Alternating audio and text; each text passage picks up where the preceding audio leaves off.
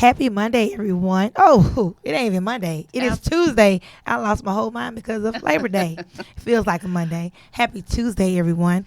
I'm here today with Tracina Morris, and our topic today is risky business. Hello. How you doing, Tracina? I'm good. How are you, NaKeitha? Good. So we're going to talk about all her different business ventures and the fact that obviously she has to be a risk taker. I know, since I've known you over like the last 8 or 9 years, you've had a tax office and still do have a tax office. Yes. You have had a driving school. Yes. Now you're into real estate. Yes. And you've also created this perfect stranger group with a partner. Yes. So we're going to talk about all those different ventures. What was the first business you owned? Actually, I get this from my mom. My mom is a risk taker, and my mom is a businesswoman at heart. So the first business I remember being like a legit business was when I was actually in my, let's just say 18, 19. My mom started a business called, I forgot what the name of it was, but we were valet. It was an all-girls valet service, and we would park cars, and we had these hats. She had us in uniform, and she kind of got a couple of contracts with different clubs, and it had never been done before, so people loved it. Now, the only thing is, we were young, and we couldn't commit to that, so she was trying to take up our Saturday nights and stuff like that. So we had the 86 that, but that was like the first business that my mom and I and my sister did together. My first bout with entrepreneurship was a candy house. Oh wow! I think that was my real first yes, one. But yeah. So it was cool cups, pickles, and things like that. Like it started at a young age, and then of course I ventured off and I ended up being a bathroom beautician. I did it out the bathroom. Wow! Believe it or not, I used to be a kitchen beautician. Yeah. So it started like those humble beginnings. Right. And Absolutely. it's funny when you sit back and reflect, like, boy, I've come a long way. Absolutely. And when I say kitchen beautician, like people used to be sitting up in now I hate doing hair, but I used to do hair, and it's just crazy from where we come from, all the different things we've done. And so what made you open a driving school? So great question. The driving school I actually opened for my mother. So what happened was I used some of my tax money that I had, the revenue that I made from that. And my mom wasn't working at the time. And my mom used to work for Metro, and she was over there training. She used to train the drivers. She did that for like 20 years. So the next door to us was a driving school. And they didn't want it anymore. And they were trying to get us to purchase their school by the name. And I thought about it, but then we decided to let them close down and open our own school. And so I bought it from my mom, honestly. It was kind of like supposed to be her baby. It was her thing. And it ended up becoming my baby because she couldn't, tend to it like we needed her to. Because originally, I wasn't making money when I opened the school. We only had enough money to pay the bills, pay the staff. Right. So she couldn't do it, and I understood. So it became my baby. How long were you in business? For 4 years. 4 years we had the school. So did you have your tax office before the school? Yes. So how long have you been in business with your tax office? 12 years.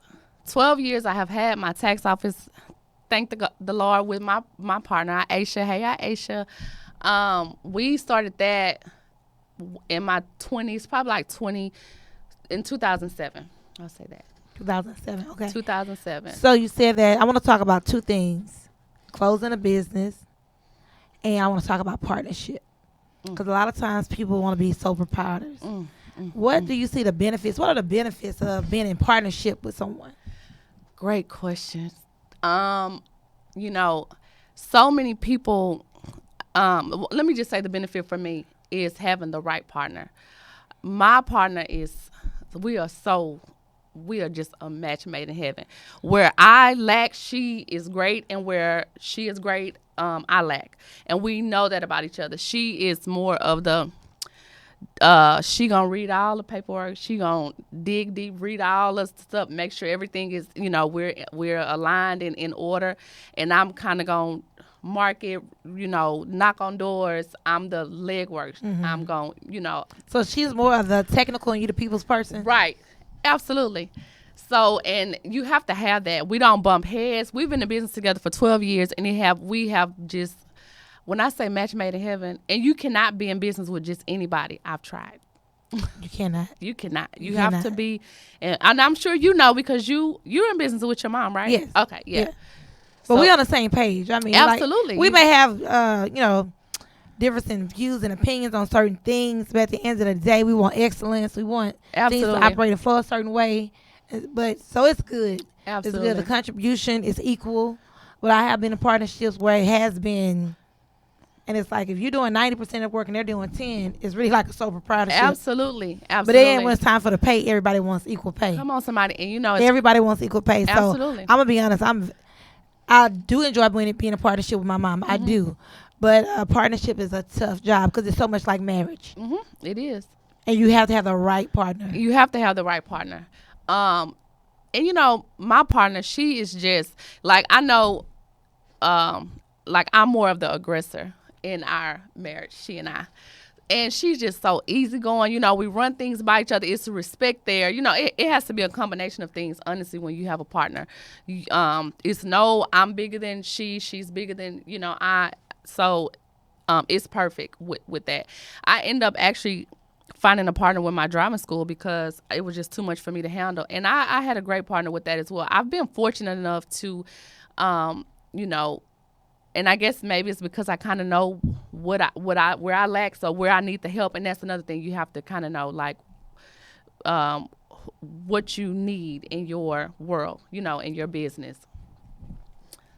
And I want to talk about closing the business. For some people, closing a business will feel like defeat or failure, but you kept pushing, kept going, and you open up a new business. Right. So how did you bounce back from that? Or what would you share with someone like, okay, this didn't work. I'm going to give you a prime example. We opened up a second location in Cyprus. We had a second location over there about 20 months. It was 4 months shy of 2 years. And we closed it not because it was failing. Actually, it was booming. Time was our issue. Right. We needed to staff it with more people so we could be there less. Right. So I was burning, myself and my mom, we were burning both ends of the candle. Right. Trying to give 100% at 360, trying to give 100% in the Cyprus location, and that's only 100%. Right. So it's either going to be 50-50, 70-30, and so you're just trying to overdo it. And finally, we just sat down and we said, you know what? We're doing too much. We're overexerting ourselves, and we're not going to make a sacrifice where one of us decide, because somebody had to decide who's going to be in Cyprus all day. Right. And neither one of us wanted to do that. So we decided to just end it. And that wasn't defeat because it was a great experience. Absolutely. I met great people, and that is a market. Absolutely. If I was willing to make an hour commute drive every day, my commute was an hour, no traffic. Oh, wow. No traffic. And so if I was willing to make that commitment or even move out there, I feel like if I lived out there, it would have been better. Just out of curiosity, why did you guys go there? Because, so when where we are, we're off of 59 Hillcroft. So when a lot of our clients first moved to Houston, or, when they were younger, they lived inside the Loop. Okay. They lived by the Galleria. They lived in the Med Center. They lived in 610. But when they started buying homes, they started buying homes in Cyprus. A lot of people started buying homes in Cyprus. That Cyprus area, Tomball area. And so they kept saying they were coming still. They were still getting hair done. We weren't fired. They were still getting serviced by us. But they would come once a month. Because the distance. So you guys were meeting their needs. Exactly. And they kept saying there aren't any quality stylists in the area. They like, we have Supercuts and places like that, but we don't have any stylists like this. Right. Who are current, who are trendy, who great hair care, great services. We don't have anything like that. So it was a void that needed to be filled. Right. And it was a real void. I'm talking about we were busy. Wow. But it was just the time. It was just the time restraints. And in this part of my career, my goal is to work less. Instead of more. I want to use my mind instead of my hands. And that was more handwork. It was more labor. I agree. I get it. Same thing here with closing down the school. Now, the only thing that I regret is that I didn't sell the school, if I'm honest. But I didn't really know what I know now. And for me, I wanted to be a realtor. And I just knew that I could not do all of that. The school, working with the state, was a huge task for me. And it was stressful enough, just running a school. If you've ever had to run, children, parents, staff, insurance, working with the state, making sure you're in guidelines. It was just a lot.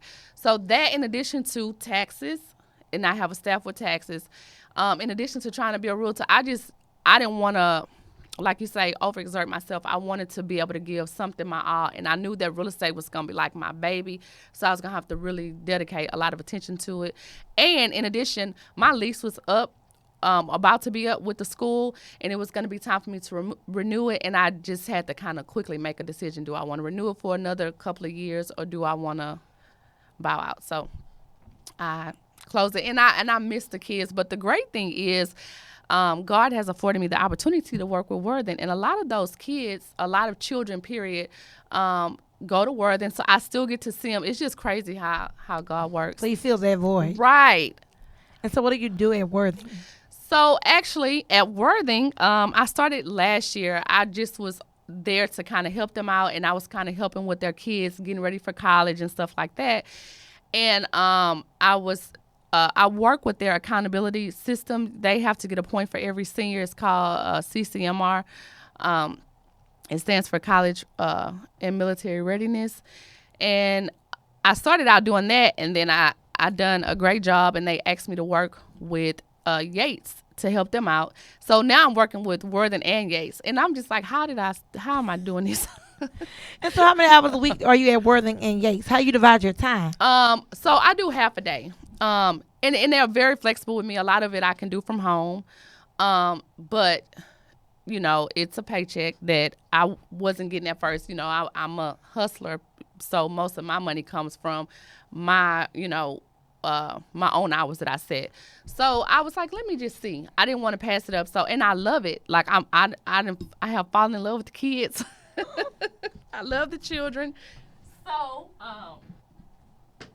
So I'm doing that in addition to real estate, and it all still works out because taxes, I can do that in my sleep, and I have a staff. I almost don't have to be there, but real estate is kind of like my love. So that's what I focus a lot of my attention on.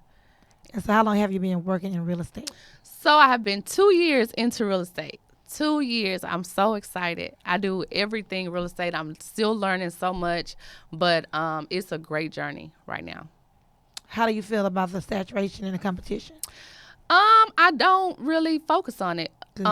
Because, like real estate, taxes is saturated too. There's somebody doing taxes in every restroom on the block.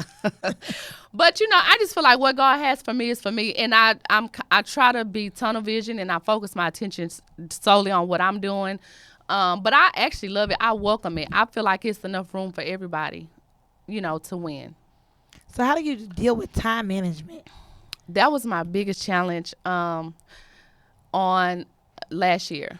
It's being disciplined and really like figuring out my schedule. And now time management, I'm good with time. As you know personally, I have no issue with time really, but just kind of like putting because I'm big on being intentional with my time and my minutes. Everything is accounted for. So I had to figure that out. So at this time, what am I going to be doing? At this time, what am I going to be doing? And it just took some time for me to figure that out. But once I got my little flow going, I've been okay.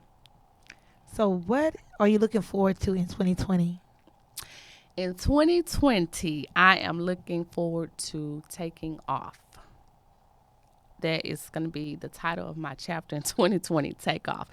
Just because I have learned so much, and I'm just ready for what's to come. I have so many goals that I'm working on, and I see happening. And I'm about to take off. What are you doing to prepare for this takeoff? A lot of planning, a lot of praying, and just a lot of dedication to my craft. Yeah. You gotta work hard. Oh man, it's so hard when you discipline is not the easiest. When you used to doing what you want to do, eating what you want to eat, just going. And nobody's kind of like, hey, do this. It's a lot. Self-control. It is. Yeah. It is. Because we are so free. Being entrepreneurs, you're kind of free with your time. Absolutely. Free with your money. Free with your resources. So your movement is kind of different. Absolutely. And I'm feeling it now with being in cosmetology school. Yes, and congratulations. Thank you. I'm so happy for you. I am feeling it, though, because I'm not used to being bound right. to a classroom from 8 to 3. And I know it's like, oh, it's no big deal because we're really not doing anything. Right. But to know that, oh, I can't do that. That's every day? Yeah, for 8 months. Okay. So, like, Monday and Tuesdays were my days to, like, go to lunch. You know, run to the Golden Nugget. Yes! And I got an email today saying, like, the Golden Nugget was $119. I was like, I can't never. Yeah, but it's fine because it is. It's like, and I said, Keitha, you're like you ain't never been to the Golden Nugget right. before, but I'm just so used to the freedom and flexibility. I think that's what's hitting me the hardest. Me as well. But you have to sacrifice something. You Absolutely. can't keep moving the same and keep doing everything the same and think you're gonna get different results. I totally agree. I feel the exact same way. Like somebody contacted me about going to lunch or the turkey leg hut one day, and I'm just like, that sounds so good right now, but I cannot. Yeah. And it's good because, like we're saying, eventually we'll see the payoff. We will. For the sacrifices. And you're going to trickle ahead every day. You know what I mean? It's like, and that's what it is, you know, a temporary. And I'm saving money. Sacrifice that part. Just sitting in the class, girl, I'm saving so much money just by sitting in the class and not doing extra. Because I always say this, if you're not making money, you're spending it. Absolutely. Absolutely. If you're not, I don't care if it's gas. Even if you feel like you're driving to a girlfriend's house and she's providing lunch, you're using that gas. I saw something that was talking about all them $5. Oh, this just $5. Oh, this just $10. I done spent about $1 million in $5 bills. Yeah, easy. It's so easy because we minimize 5s, 10s, and 20s. Absolutely. Now, that's the best thing about having a bit of a schedule is I save money, and I'm actually a little bit more focused, if I'm honest, because I don't have the leisure time to just do whatever. Yeah, you do. I want to know, what was your biggest challenge this year and having all these different things on your plate? You know, what was your biggest challenge this year? Something that you had to overcome, something you had to face? Probably being, you know, I'll admit, I believe I have a bit of ADD. So my mind, distractions, because I'm not used to being bound, you know. I dealt with a lot of distractions because I answer my phone when I want to, talk when I want to, and go when I want to, and just do what I want to do. And those things, this year, I had to really put things into perspective in order to really win at everything I was trying to do. So doing that, did you find yourself saying no more? Absolutely. How did it feel to say no? Oh, no, I don't have no problem saying no. I do. Do you? I do. No. And I have to get over that. Like, it's not the end of the world if you can't attend something, if you can't make something, or if it's a no. Like, saying no is not, that doesn't mean you're being mean. It doesn't fit into what I'm doing right now. But I know that people take it personal. Right. Because they see you, they feel like you said no to them here, but you said yes to this person. Right, and they don't really understand. Yes, and I value relationships. So I care about people's feelings, you know what I mean? But it's not like that. But I had to tell myself, you can't worry about that. You can't satisfy everybody. Absolutely. Now, for me, it wasn't really about saying no, but I will say I wanted to do those things. Like, I like to attend stuff, as you know. Like, I like to network. I like to meet people. I like to lunch, brunch, you know, all those type of things, even when it's mostly when it's business, but even when it's not. Mm-hmm. And now I've had to say no for those reasons. So it wasn't really a matter of me having an issue with saying no. It's just like, dang, I'm going to miss this, you know, missing out. You're missing out.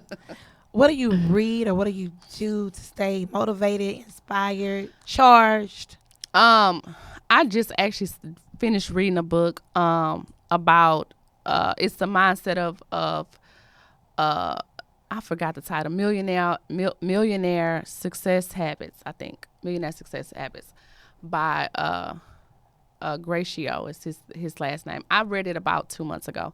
That's the last time I read. But, you know, a lot of memes actually keep me going. A lot of people like yourself inspire me that I follow on social media. Aside from the books that I read, you know, I try to surround myself with women that are like me, that's always going. We kind of encourage each other daily. And then just my kid and the people that's watching me, the people that I'm inspiring. You know, I'm always reminded of those people. As you mentioned, The Perfect Stranger, you know, we have members with that. And inspiring them and them inspiring me, like all of that works together. So how did that come about, The Perfect Stranger? The Perfect Stranger is funny. Chloe and I, shout out to Chloe Cook, she and I went on a trip to Cancun about 2 years ago. And, I love a organization type of thing. Shout out to Icon, my first love. You. And I wanted to do something like that as well, and really just empower women. I actually started my own thing called Fame a while back. Some may remember, but I really couldn't dedicate myself to it like I wanted to. It was a lot of little missing pieces. So anyway, fast forward, Chloe and I went to Cancun. She's a good friend of mine. Now we've been friends for many years, but this random trip to Cancun just grew us so much closer. I don't know. It literally was just she and I. We were calling ourselves going down there to work on business, and we bonded in such a way that now we're almost inseparable. Down there, we came up with the idea of the perfect stranger. We both wanted to do something like a organization, and she and I worked on it together, and we birthed it there, and we were like still figuring it out along the way. When we got back from Cancun, that whole year we kind of planned and was like, what can we call it? What we going, we were figuring it out. And then we launched it January 1st of 2019 this year. So it's not even a year old yet, but we have about 15 members. And what we do is we have, and what it is, it's just empowering women. It's really nothing more than that. It's nothing more than everyday women coming together and empowering each other, loving on each other, being accountability for each other, all of those different types of things. And we get together every month. This month we're going bowling. Hey, perfect strangers. So we have events, random events every couple of months for the public to be a part. And that's kind of just for them to come hang with us and experience it and see what it's like. And then if you want to become a member, you have the option to do that as well. And then with that is some extra perks that you get. Okay. So the perfect stranger, I think every woman needs a tribe. I agree. And some women can find a tribe easier than others, but organizations, groups, and clubs are the perfect way for women who are new to a city. Right. Or who just want to meet some different people. Right. Because a lot of times we grow up with people and they're so similar to us. We share so many of the same ideas and moments. Sometimes meeting new people is just refreshing. Absolutely. Believe it or not, we have a few members that are actually, one is relocating this month here to Houston from Dallas. And she found a really close friend in our circle. They're almost like BFFs now. And a lot of the women were saying like they don't have anybody to travel with, anybody to really just, outside of their regular people. Mm-hmm. So it was perfect, and I feel like needed.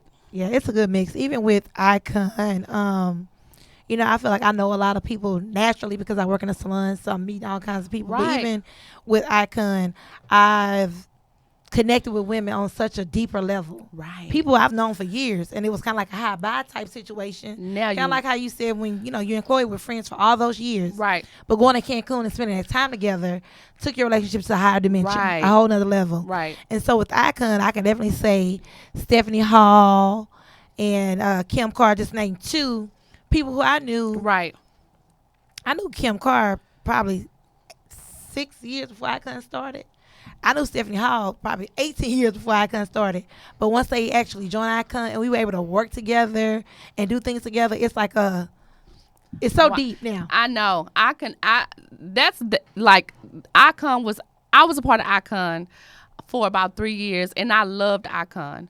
But I think Icon was around the time I was going through my changes with my businesses, and I was still figuring things out, finding time for this, finding time for that, and going through a split with my son's dad. So life was kind of changing for me. But I totally agree. I met some amazing, LaShonda, a lot of amazing people and relationships at being a part of Icon. Yes, I think it's really, clubs, groups, and organizations are great for that. Even like, I would say my experience with Design Essentials, working with them. That? I mean, I have met, like when we go to a conference every January, and it's probably like 100, 125 stylists, every year. And, we repeat offenders and it's newcomers. But just from that group of people, I have like a solid 20 that I can call on speed dial and get whatever I need. And I love that because it afforded me the opportunity to have great connections all across the U.S. I mean, great, solid connections. Hey, I need this. What about this? Can you show me this? Where can I go for this? You know? So, yeah, I definitely believe in groups, affiliation. How is the, and I don't know if I can ask you questions, but I'm just taking over her show. Yes. How is the Fearless, the dinners that you were having? Are you going to start that back up? Yes, I am. So when I had my period of being off with my hand, I really went, people would think that me being off for that 3 months, I would have been working real hard. Right. I was like super lazy. But I'm in mode now. We're going to do some Fearless stuff this fall. I'm going to do a sleepover. Oh, please invite me. I'm doing a sleepover, yes. I found the perfect Airbnb. It's super cute. But not only that, I want to do Fearless Finances. You know, we need that. I'm in this organization, Stocks and Stilettos, and finances is something that women, black women for sure, we do not like to talk about. We like to say we make money, this, that, and the other, but we don't like to be honest and say, you know, I am making $100,000 a year, but I'm spending $150,000. Right. Like, so I'm a negative $50,000 in debt. And my situation with my hand just made me look at finances totally different. How do you save for a rainy day? Right. Like, for real. No, for real. Like, what kind of insurances do you have in reserve? Like, what kind of assets and stuff like that? So I definitely want to do a Fearless Finance segment because I know people can benefit from it. It may not be the topic that's very attractive. No, but it'll bless you. And you know what? To be honest, a lot of us need it, and you know, probably don't feel comfortable talking about it to everybody. But I'm almost for certain that would be a packed room if it was open to the public. Yeah. For some of us. Yeah, I'm definitely gonna do a Fearless Finance that is coming up like October. That's gonna be my month where I'm gonna just launch that because I want to fill up the room. I want to fill up the room with like at least 50 women, right, to talk about money matters. Absolutely. And I know a lot of people who are great with money, right, who didn't major in money. They just great money managers. So right. I'm gonna have some experts. And I'm not one who are living it. You know what I mean? Absolutely. So that is my next venture with the Fearless Female. Oh, good. I'm excited for you with that. Thank you. And during my retreat that I had last year, this past year, that was a hot topic. They could not get enough finance and investment. They love that class. They love that class. So you definitely have to do it for those of us who missed it. Definitely. So I'm going to do that in October. So I'm excited about that. I'm excited, too. And I'm going to do the retreat again. I am going to do the retreat again. I'm going to do the retreat again next March. So that's coming back. That's going to be perfect. It's going to be perfect timing and all of that. Yep. So we're going to kick it off September, the information about the retreat. And then October again, Fearless Finances. And then a Fearless Sleepover. Yes, so we got a lot of things coming. Please make sure I love to hang. I need to be there. Well, you will get the information. I will definitely get it to you. Thank you. And thank you for having me. Thank you for coming. I am NaKeitha Ross. Thank you, Tracina Morris. And I'll be back next week. Bye. Bye.